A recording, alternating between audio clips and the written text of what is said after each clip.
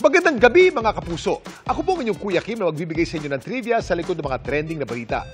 Isa siya sa pinakamahalagang babae sa ating kasaysayan.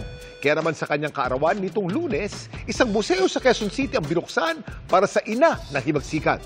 Tara at bisitahin natin ito.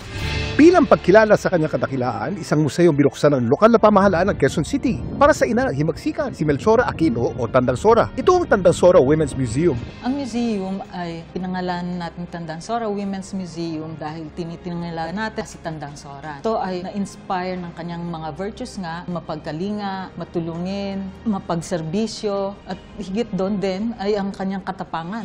Ito may iba namang exhibit na pinapakita ang napakahalagang papel ni Tandang Sora sa ating kasaysayan. Display din dito ang ilan sa mga gamit ng ina ng himagsikan. Meron tayong Tandang Sora section at doon nakalagay yung mga memorabilias niya. Meron tayong vitrine, bayo, almires, gilingan.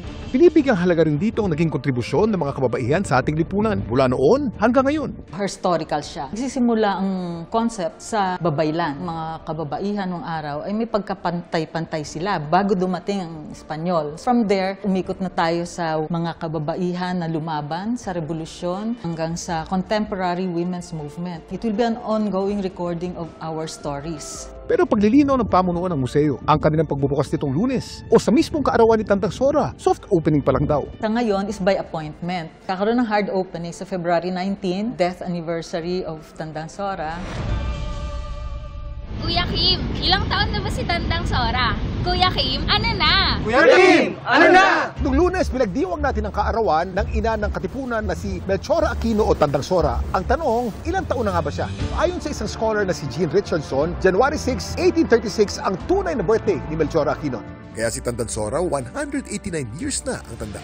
Kaya naman binagsagang ina ng himagsikan o ina ng katipunan si Tandang Sora ay dahil sa mahalagang papel na ginagampanan niya sa Rebolusyong Pilipino laban sa mga Kastila. Nahangaan natin dahil siya ay 84 years old na, siya ay naging kasama sa katipunan. Natulungan niya ang mga katipuneros na mabigyan sila ng kalinga, pagkain. Bilang pagkilala sa naging papel niya sa ating kasaysayan, pinangalan sa kanya ang isang pangunahing kalsada at barangay sa Quezon City. Alam niyo ba na may isang kalsada sa San Francisco, California na pinangalan kay Melchora Aquino?